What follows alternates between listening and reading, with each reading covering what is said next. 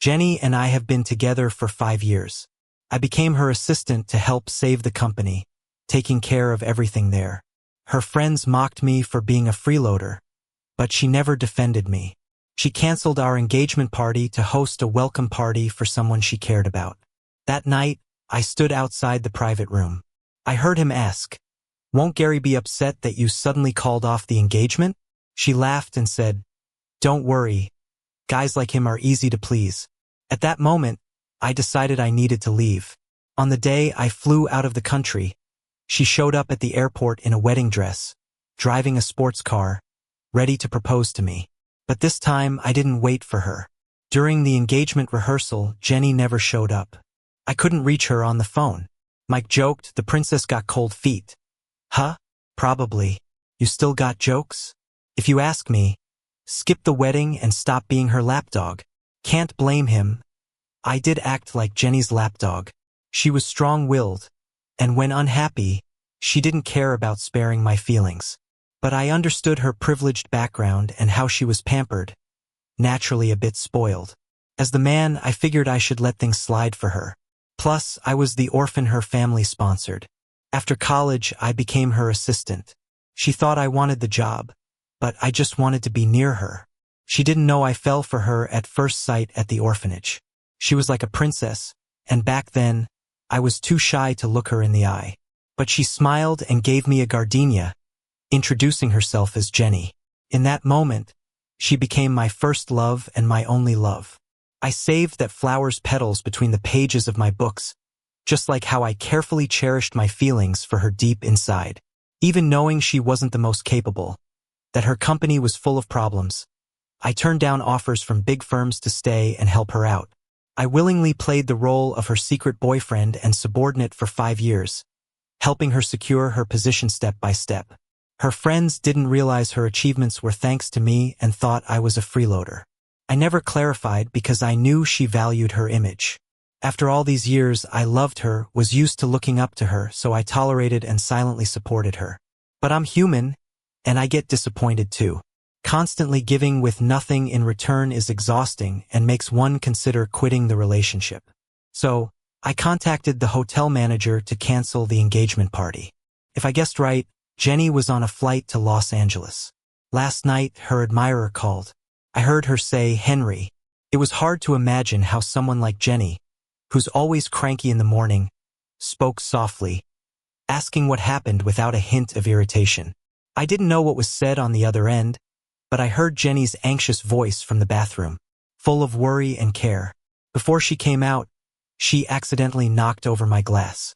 By morning, she had left, leaving behind broken pieces. And I showed up at the hotel for the engagement rehearsal as usual. But I lost the bet.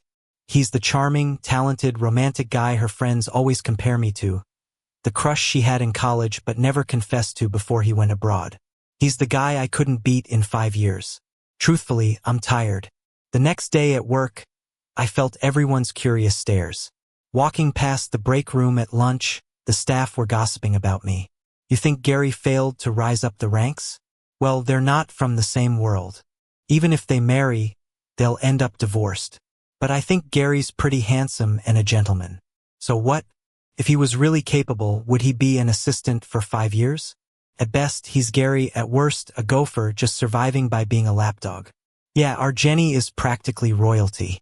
Since taking over, she's grown the company and might even take it public in a couple of years. How many people can do that? Falling for this Phoenix man? Luckily, she's woken up now. 5 years and such rumors still swirled around the office. I don't believe Jenny didn't know. She just didn't care enough about me. That evening, I worked until midnight when Jenny surprisingly returned. I expected her to apologize. After all, ditching me for the engagement was inexcusable, right? But instead, she demanded, "Why'd you cancel the engagement? Didn't I say I had an emergency trip and to postpone? What part of postpone didn't you get?" Oh, I remembered. I did get a call from her personal assistant yesterday afternoon. But I didn't want to postpone. Especially not for him. What if he calls again next time? I held back the urge to confront her. I didn't want to fight. The engagement prep had piled up work, and I was exhausted. I chose a diplomatic way. Jenny, I feel like we need to really think things through. Marriage isn't a joke. We should be sure before setting another date. Clearly, she hadn't thought it through. She could stand me up for our engagement. What about marriage? I'm not going to put my dignity on the ground for someone to trample all over. Gary, what do you mean? She looked at me with cold eyes, crossing her arms defensively. Don't you know how my dad is pressuring me? Do you know what he said to me today? Since you canceled, deal with the aftermath. Not my job to clean up. Her tone was harsh, and I couldn't help questioning her. Clean up? Wasn't it for Henry? You could skip our engagement for him but not think about your dad's feelings then? She laughed bitterly. I went overseas because it was important, okay? We're clear as day, nothing shady like you think. Jenny wouldn't cheat. How important? Even more than our engagement, why not tell me ahead of time? Was there any chance to discuss it? Even after everything, I don't get an explanation. Just her questioning me, right? How could I tell you in advance? It was urgent. Did I not have my assistant notify you? Why must you be unreasonable? Is love the only thing on your mind? Are you just obsessed? I felt like laughing. Doesn't she know that besides thoughts of her, all I think about is helping her take control in her family and how to revive the company? Since her dad sponsored my education and medical bills, I've given my all to her family's business. Jenny, you know very well if I'm love-obsessed or not. But can you not be so possessive all the time and stop being so paranoid? It's really annoying. Her words made me feel like I was drowning, gasping for air. Was I being paranoid when she left our engagement party for another man? Was it me being irritating? Felt like someone stabbed me straight in the heart. My mind went blank. I didn't know what to say. Fine, whatever. I muttered weakly. She pushed the vase on the table to the ground and stormed off upstairs, leaving only "You can sleep in the guest room." I don't want to see you. I sat alone on the couch for a long time and didn't go upstairs to comfort Jenny. Every time we fought, I was the one who gave in first, always trying to make things right because I was a man and I loved her more. I used to think I would love her forever, but I've come to understand that love can be drained bit by bit each time it's not reciprocated. Sadness, overwhelming like a tide, flooded over me. I cleaned up the broken pieces on the floor, and as I passed by her door, I overheard her playing games with her crush. Henry, you're amazing. Another kill. Henry, come save me. Henry, are you feeling better? Wanna play another game? Turns out, she knew how to comfort someone, just not me. At that moment, I felt dizzy. The floor seemed to be absorbing me like a black hole. Why does Jenny always act like nothing happened after she's hurt me? Does she think she can keep treating me like this as long as I don't bow down? What did I even do wrong? I couldn't figure it out. Just like that, Jenny and I entered our first silent fight. At the office, she wouldn't speak to me directly, only passing messages through others. And any documents needing her signature, I'd send someone else to hand over. At home, we didn't talk, and we still slept in separate rooms. I couldn't have imagined how stifling this atmosphere would feel. But when it really happened, it just felt like nothing. Disappointment piled up so much, I didn't even hope for anything new. I didn't expect her to realize I could be hurt too. I didn't expect her to notice my suppressed pain and the compromises and concessions I'd made for love. So much so that when she bailed on our engagement party, my first feeling wasn't even hurt. It was numbness. One day, she got off work early, but I had to stay for an urgent project and ended up working until past midnight. I wasn't even finished when I got a call from her. Meet me at the usual place. She hung up without giving me a chance to refuse. Jenny had her own assistant and driver. She didn't actually need me to pick her up. That club she liked was really safe too. Plus, we were in a Cold War, and my gut told me nothing good would come of it. But after some hesitation, I went anyway. I was worried she might be drinking too much and messing around with her rowdy friends. Out of responsibility, I didn't want her getting hurt. When I got to the club room, the door wasn't closed properly. Voices spilled out from inside. Jenny, won't Gary be mad you called off the wedding? Don't worry. Obedient dogs are easy to handle. Right. I always thought he was just a dog your family kept. Jenny didn't deny it. She accepted it. At that moment, the love that filled my heart seemed to be ripped away, leaving it cold and dead. Jenny, this is partly my fault. If I hadn't called you, you wouldn't have worried and flown to LA to see me. Don't say that. I'm really glad you called.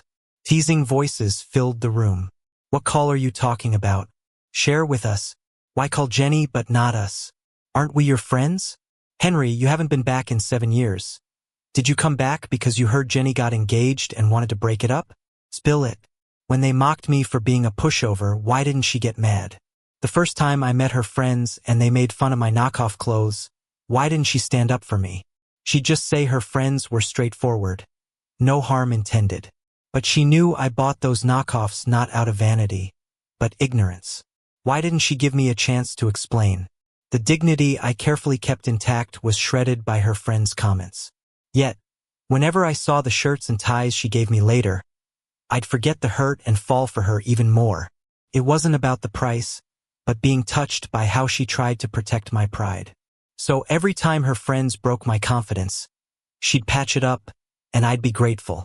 In this relationship, I placed her on a pedestal, always prioritizing her feelings. No matter who was right or wrong, I'd apologize after every fight. No wonder they said I was like a dog. Honestly, I really was a dog without any dignity. By calling me here today, she probably intended to use her friends to make me see my place, to tell me I was unworthy of our silent feud, and I should apologize with head bowed down. But she was wrong. It wasn't submission. It was care for her. And now I didn't care anymore. Just as I was about to walk away, someone approached. It was one of Jenny's friends, Linda. Gary, why aren't you coming in? Were you eavesdropping at the door? Her voice was loud, silencing the laughter and chatter inside. In the past, I would have probably felt awkward and embarrassed. Now, I just casually said, you all keep gossiping behind people's backs. Is that kind of nonsense really worth eavesdropping on? Sorry, I'm not interested, that's why I didn't go in. We have nothing in common, so I didn't want to ruin the mood. Linda seemed surprised that I snapped back. Just as I was about to leave, Jenny spoke up. Gary, come in. I didn't budge. Linda shot me a gloating look and then bumped into my shoulder as she went in. Don't make me say it twice. It's not that I wanted to keep fawning over her. That's why I didn't leave. I just didn't want to make a scene. There was gratitude still, even if there was no love. Back then, if it weren't for their family helping me out, I, an orphan with congenital heart disease, might not be alive today. So I turned around and walked in. And there he was, the guy she supposedly had a crush on, Henry. I didn't expect him to be so good-looking. Fair skin, delicate features, and that silver hair looked really nice. Even better than a celebrity, just a bit fragile-looking. No wonder Jenny had a crush on him throughout college but never confessed. Hey, snap out of it. We know our star looks good, but you don't have to stare like that. Henry gave me a slight smile. Don't believe their nonsense. I'm not a star, just a little painter. I knew. The starry painting he gave Jenny hangs in her study. So you're Gary, right? I'm Henry, nice to meet you.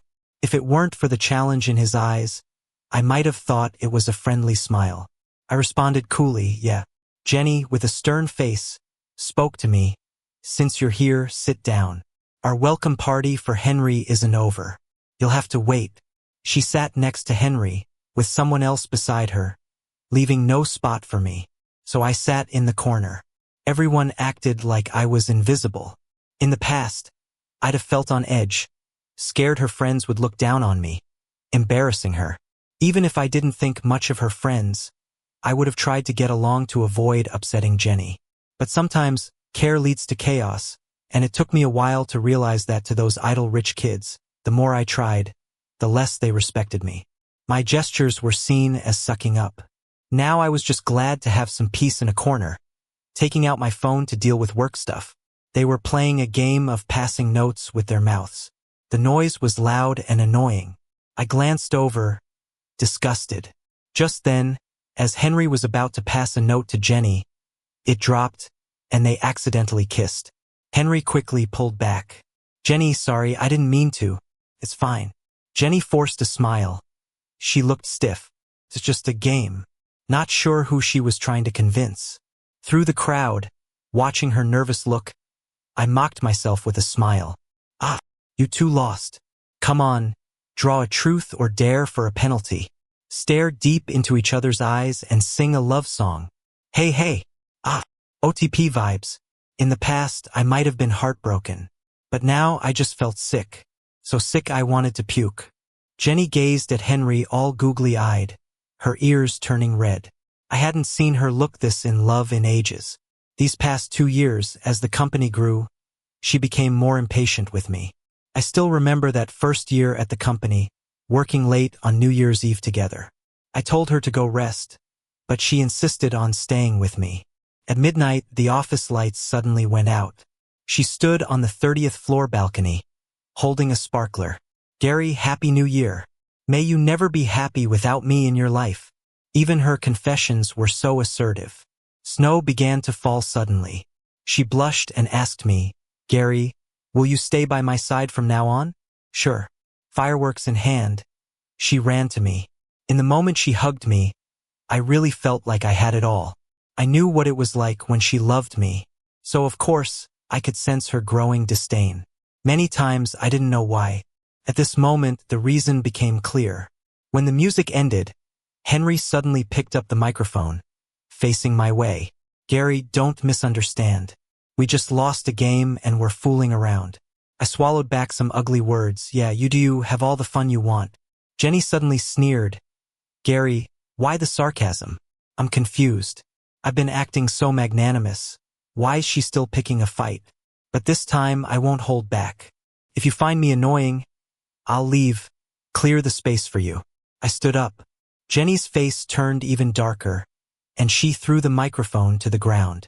If you're feeling too left out, then come over here. Henry, can you scoot over for Gary? Henry clearly looked stunned, then gave a fake smile. You're right. You lovebirds should sit together. I saw him practically grinding his teeth. His animosity all night was obvious. I wanted to leave, but Jenny pulled me to sit between them. If they're into each other, why not just be together? Would save me the trouble of figuring out how to break up. What does sticking me in the middle even mean? Feels like I'm just part of their game.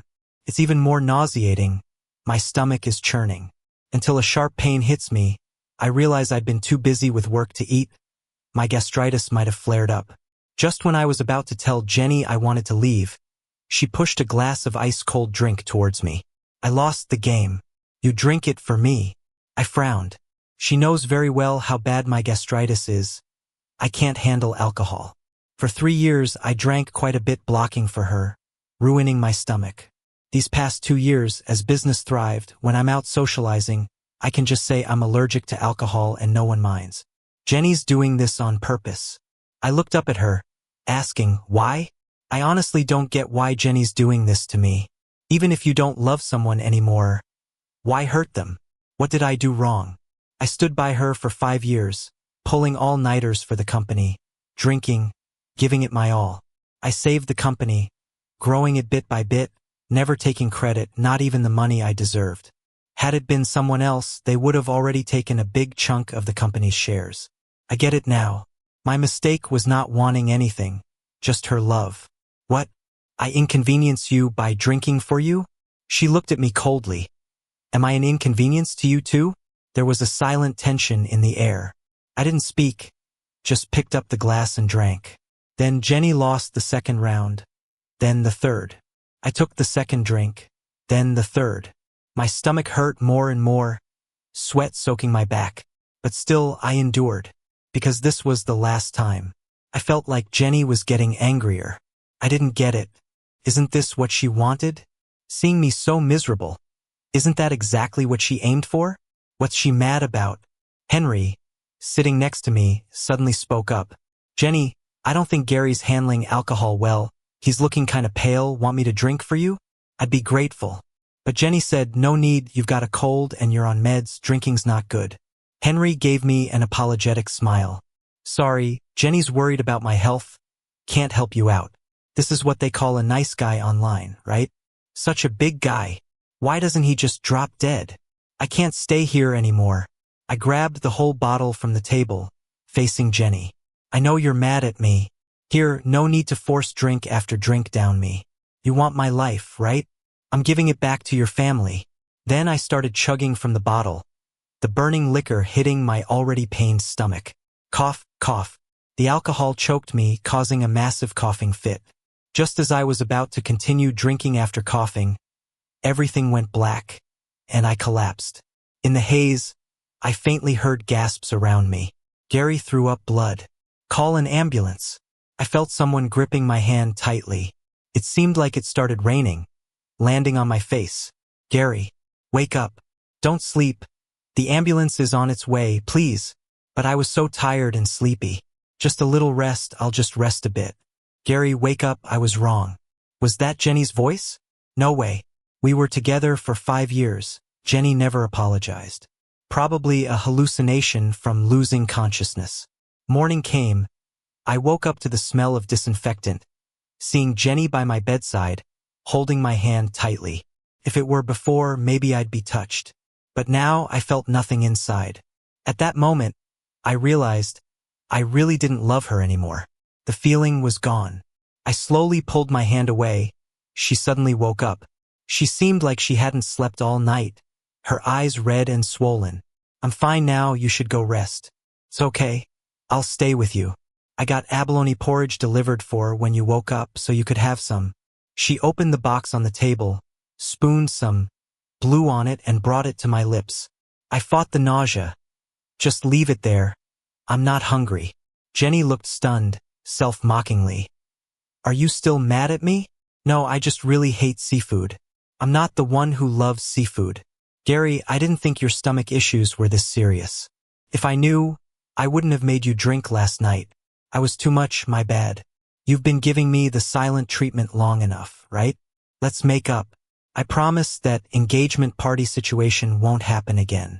She poked my cheek, a playful tone in her voice, smiling at me. I'll be here until you're better, until you recover. If you need anything, just let me know. Gary, calm down. Okay? I was stunned. I never thought Jenny would apologize, would try to appease me. At first.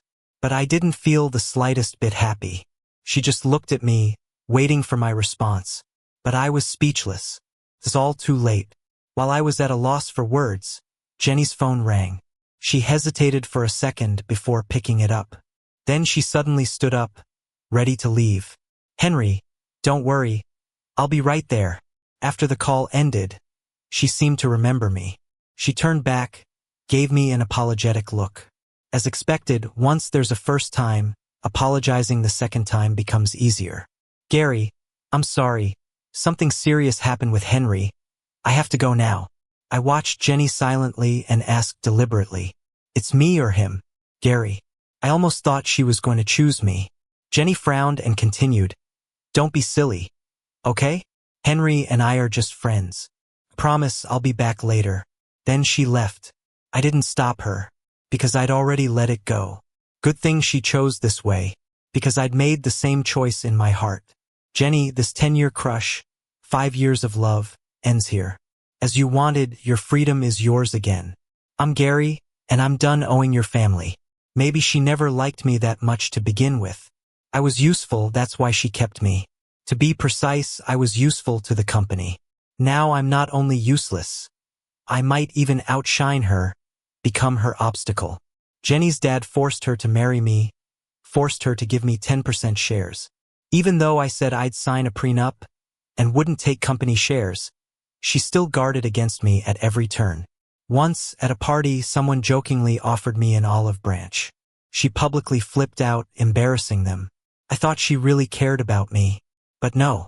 She feared I'd leave and wanted to cut off all my escape routes. Then trap me in a cage spun from so-called love. She doesn't let go of me or treat me well. She just sees me as a tool for her power play in the company. I looked out the window at the steady rain. It made me think of Jenny and Henry singing a little love song. Even if the rain turns the whole city upside down, I'll hold you in my arms. Can't stand it. Seeing you walking away. I've always been tone deaf. I can't even get a simple nursery rhyme right, so there's no way I could duet with Jenny. I'm no good at sweet talk or romance. I couldn't paint a beautiful star map or give Jenny the love she wanted. I pulled out my phone and slowly started typing a resignation letter in my notes. Just then, a message from a stranger popped up. "Gary, you okay?" The profile pic was an oil painting of a white gardenia. It reminded me of my tattoo. I suspected it might be Jenny's alternate account. When I checked out the profile, it turned out to be Henry. His latest post was from 2 hours ago. "Tasting Jenny's homemade porridge makes life worth it." That's when I realized Jenny could cook. We'd been together for 5 years, and she never cooked for me once. At first, we were both busy, so it was either takeout or having the housekeeper cook. But for the last couple of years, I wasn't as busy, and I started learning to cook for her instead. It's true. Genuine affection doesn't always get you the same in return. I replied to Henry, "Don't worry. I'm still planning to attend your funeral after 7 days. Not going anywhere." He didn't reply. Just as I was about to delete this creepy contact, Jenny called. I answered and she started yelling, "Gary, are you crazy? He was being nice, why curse him? If you can't speak like a human, just shut up." I didn't want to listen anymore, so I cut her off. "Jenny, let's break up." She hung up right away, and she blocked me. Honestly, I just hope those two stay together forever and stop messing with anyone else. After I sent the resignation email, I booked a moving company for the next day. She never replied. I didn't try to contact her either. Worst case, I'd confront her at work. The next morning, I checked out of the hospital and went back to the villa. While I was packing, I heard the front door open. Jenny's crying echoed through the halls. "Gary, Gary." I stepped out of the room. She stumbled toward me. "My dad's in critical condition. They resuscitated him last night. He's still in the ICU and hasn't woken up. I tried calling you all day, but you wouldn't pick up.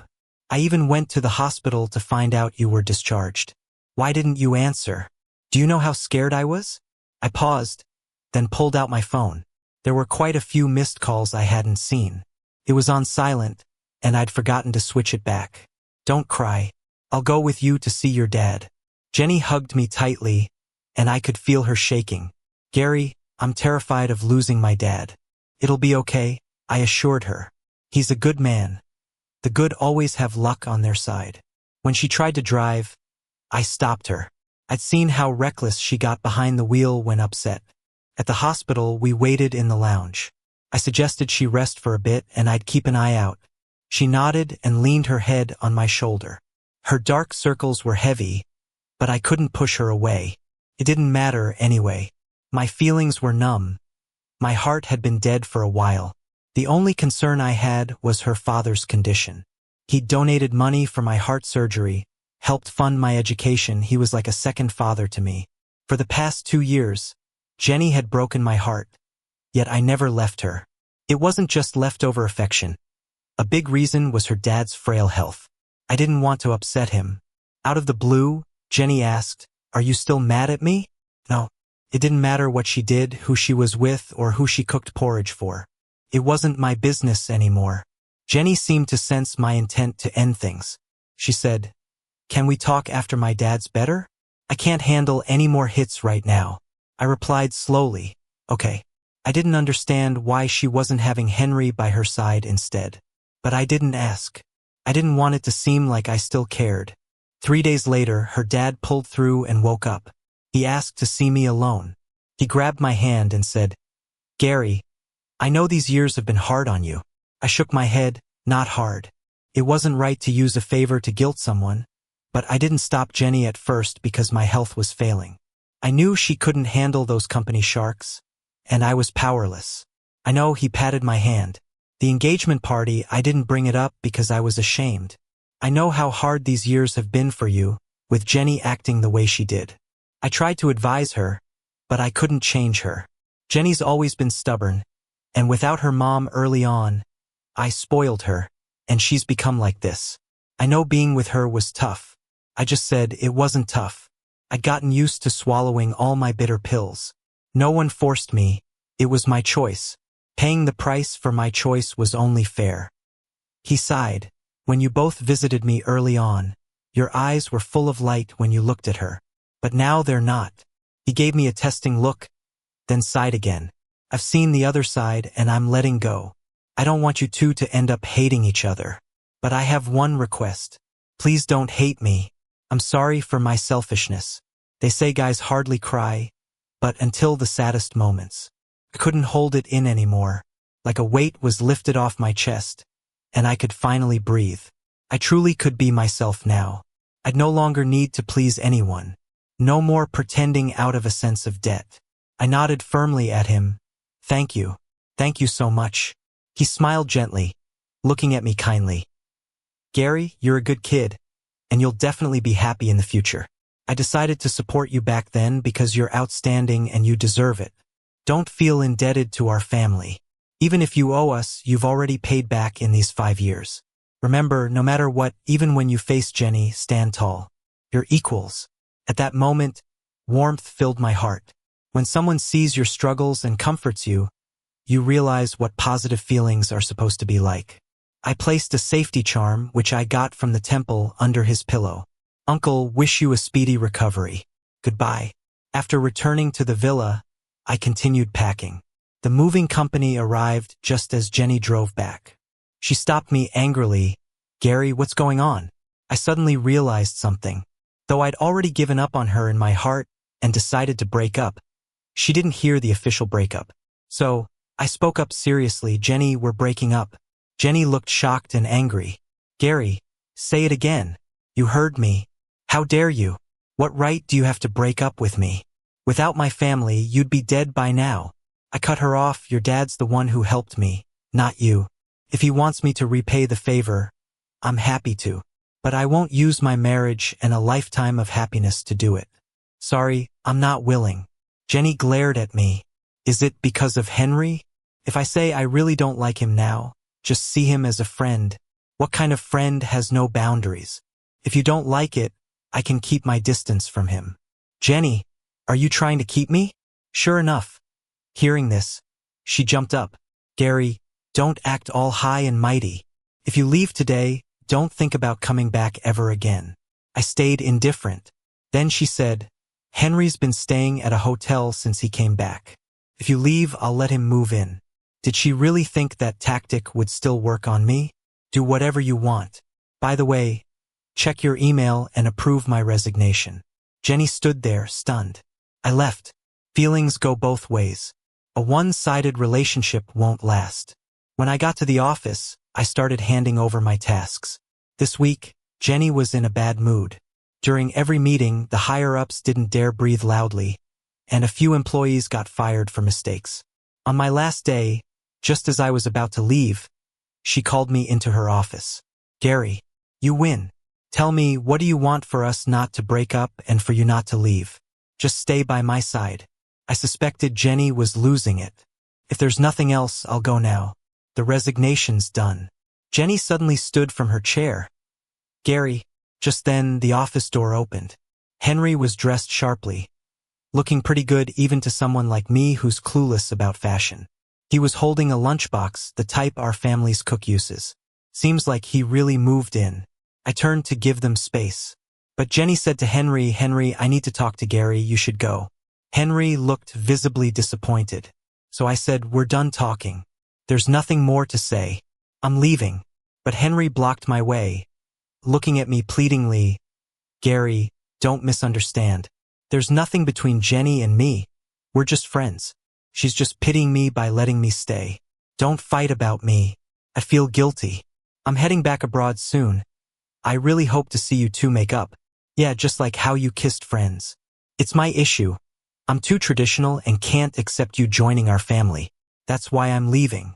You, how could you say that? Misunderstand me if you want, but don't say such hurtful things about Jenny. You'll make her sad. Sad? First, she needs a heart. Covered my mouth. Stop talking. Hearing a guy talk like this makes me sick. Henry looked at Jenny, clearly upset. But surprisingly, Henry, go out. Henry unwillingly left, and then Jenny spoke slowly. There's really nothing between us. Henry suffered from severe depression. 2 days before our engagement, he called me to say goodbye after attempting suicide. That's why I left for LA without informing you the next day. He asked me to keep it a secret, so I haven't said anything. He came back to unwind, and I'm his closest friend here, so I've been looking out for him. Jenny, you don't have to explain. We have no relationship now. Gary, I've already explained. What can't you let go? She really seemed unable to grasp why I insisted on breaking up with her, so I decided to make it clearer. Jenny, I don't like you anymore. The office was silent for a moment. What did you say? I don't like you anymore. Since when? She stared at me, unwilling to let it go. I don't remember.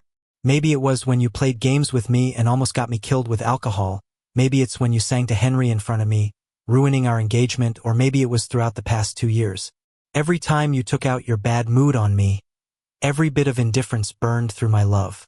For 2 years, fearing losing her, not knowing what I did wrong, I hardly slept. Suffering from insomnia is how I heard her midnight calls. Always worried, leading to an unhealthy devotion. Jenny didn't know that the day she went to Henry, I had my gardenia tattoo removed. Still hurts, worse than when it was first done. But she never noticed. News about me quitting spread fast in the industry, and I got tons of job offers. I turned them all down, though. There was this one company I really wanted. I sent in my resume and was waiting for a response. Soon enough, the general manager reached out personally. Once we set the start date, I hung out with friends a few times. One time, as Mike and I were leaving a restaurant, I saw Jenny standing outside. Snow had started falling at some point. Her face and nose were bright red from the cold. Mike nudged my arm. If you go back to her with your love-struck mind, we're done, he warned. Don't worry, I won't, I reassured him. As we laughed and left, Jenny called out to me. Gary, can we talk again? Her voice sounded filled with sadness, carried by the cold wind. I grabbed an umbrella from the car, opened it, and handed it to her. No need, I said. Gary, I'm sorry. I was wrong, I really do know now. Without you, I can't do anything right. All I think about is you. I know my temper's been bad these last 2 years, and Henry's stuff really hurt you. I promise, I won't be selfish anymore, never make you sad, and I'll keep my distance from other guys. Okay? Gary, please give me another chance. She started crying, tears shining. I felt nothing like an observer outside a play. Before I could speak, Mike wrapped an arm around me and mocked Jenny. What's up with you? You only realize you want him back when you've got nowhere to turn? What's wrong with you? Last year, my brother's birthday, you went on a trip with your party friends. 2 years ago, at his business meeting, he fainted from heat exhaustion. Did you check on him? These are just the highlights. I warn you, if you're trying to get back with Gary, I'm the first to say no. You're harder to shake off than a bad rash. Finally gone and you want back in? No chance. Bother him again, and I'm calling the cops. I stopped Mike, turned to Jenny and said, my friend's opinion is my own. She stood there, umbrella in hand, looking lost. Were you this sad when my friends teased you? It's all in the past, I replied as Mike led me away. Late love's worthless, Mike said. Nothing good comes from someone who realizes too late they messed up. On the day I flew to Harbor City, I posted on social media. Jenny's comment popped up. Gary, I have something important to tell you. Wait, I'm on my way. I blocked her everywhere. This time, I wasn't stopping for anyone. 28-year-old Gary needed to live his own life. Later, I heard that Jenny had worn a wedding dress and taken a sports car to the airport that day I left, just to propose. She had an accident on the way because she drove too fast. Luckily, no one got hurt, and she was fine. About Henry's depression, word spread from abroad back home. He'd been blacklisted for copying people's artwork. He'd lived a wild life overseas, funded by a sugar mama. Maybe he had an art dream, but temptations got him, living it up abroad. Depression? Nah, just no morals. When he ran out of options, he turned to his backup plan. He knew Jenny liked him and now managed a company. A real catch. So he pretended to call her, faking suicide. Back home, he tried to drive a wedge between us, hoping to latch onto her. Whether Jenny ever wavered in our relationship, only she knows. My answer doesn't matter, because with or without Henry, we were bound to end. Still, I got a friend abroad to dig up his past, to pay her family back for old kindness. Someone like Jenny, with her pride, wouldn't tolerate betrayal. Later, Henry was in the news for gambling addiction and living a life of dodging debt collectors, likely with her help. Jenny wasn't doing any better. She made some bad decisions that tanked her company's reputation.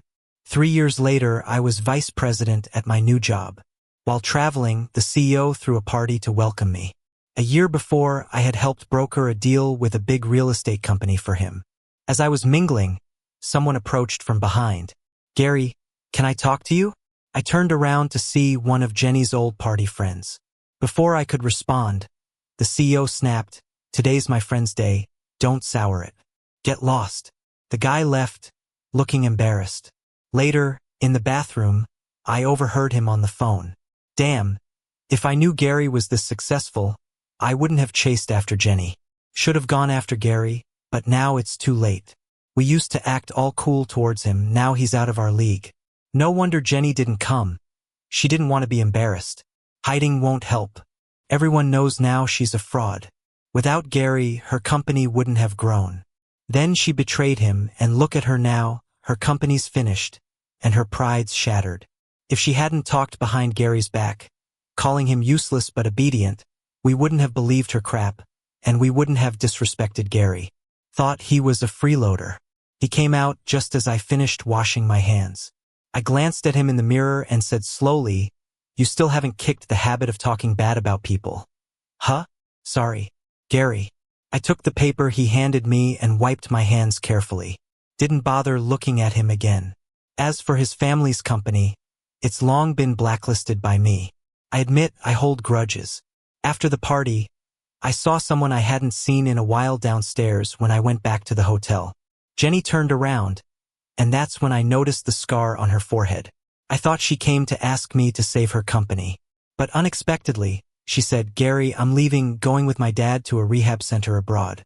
The company isn't what it used to be, but it's still got some standing. I've got professionals managing it." I didn't know what to say, so I just nodded. She seemed calm, but there was a sadness in her eyes she couldn't hide. "You probably wondered why I chose to be with you, yet treated you so poorly, right?" I stayed quiet. After a long pause, she said, "Because of jealousy. Gary, I've been jealous of you ever since we were kids. No matter how much I tried or how many tutors I had, I could never match you. My dad always praised you at home. I secretly competed with you for years. One day, I wanted to see what kind of person you really were, so I went with my dad to the orphanage. You know, you shouldn't have looked at me with that obvious admiration in your eyes. It was my leverage over you. No matter how amazing you were, you still didn't dare to touch even the edge of my skirt. Your careful demeanor pleased the insecure me at the time a lot. After you graduated college, I brought you to my side. I was jealous of how excellent you were, but benefited a lot from you. After the company stabilized, I felt you were less useful. Your presence constantly reminded me that I was a failure, only able to rely on a man. I couldn't hold back and would lash out at you, humiliate you on purpose, to feel more balanced. A few days before our engagement, I overheard you on the phone with a friend, questioning if getting engaged was the right choice. That call was poignant because I'd realized by then that there were problems between us. I thought you regretted it. I didn't want to be a failure in love as well. Instead of waiting for you to leave me, I decided to leave first. So I used a call from Henry as an excuse and ran to Los Angeles. Honestly, I only saw him as a friend, was tricked by his depression and felt sorry for him. When you called off the engagement, I was furious. I realized you didn't love me as much and had to confirm it. I couldn't help but lash out, deliberately going to Henry and giving you the cold shoulder. Before, you would always try to comfort me, but not that time. Your indifference really angered me. Your coldness made me want to hurt you. I had them humiliate you on purpose, played ambiguous games with Henry intentionally, and even wanted you to drink, yet you wouldn't say a word of submission. When you had a stomach hemorrhage, I was truly scared to lose you. I didn't want to test how much you still loved me. But your eyes clearly told me you didn't love me anymore. I was terrified to hear you say break up, so I went to Henry, knowing he'd post on social media. But you didn't care. I didn't want to suck it up again and again, but only you were there when my dad was critically ill. When you resigned, I was furious, thinking you did it to spite me. I was actually scared you'd leave, afraid something would happen before the company went public, so I begged you. But when I personally heard you say you didn't like me, I felt my world truly collapsed. I couldn't even bring myself to try to persuade you. Every day since you left, I've been lost. Suddenly, I didn't know what I wanted anymore. While in school, I saw you as an imaginary opponent, compared grades. At work, I relied on you while being jealous. Because I had too many negative emotions towards you, I forgot that I too loved you. By the time I realized, I couldn't catch up to you anymore. She touched the scar, saying, I left this scar on purpose, to remind myself constantly of how foolish I've been, and what I missed. Gary, I'm telling you all this not to win you back or atone, but so you know that in our 5 years together you did nothing wrong. You were great. I was the problem. After the breakup, lying awake every night became my problem. Don't pity me. I brought it on myself. I hope after the breakup you can sleep well every night without needing sleeping pills. I wanted you to know I did love you.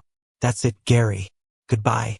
She turned and slowly disappeared into the night.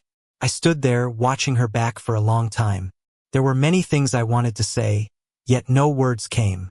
In the end, love left both of us wounded and yet stronger apart. She once said she hoped my happiness would be incomplete without her. But every night since we parted has been a true peace for me. Eventually, I just softly said, goodbye. The fact that I loved her once was indeed a small matter, and it was over long ago.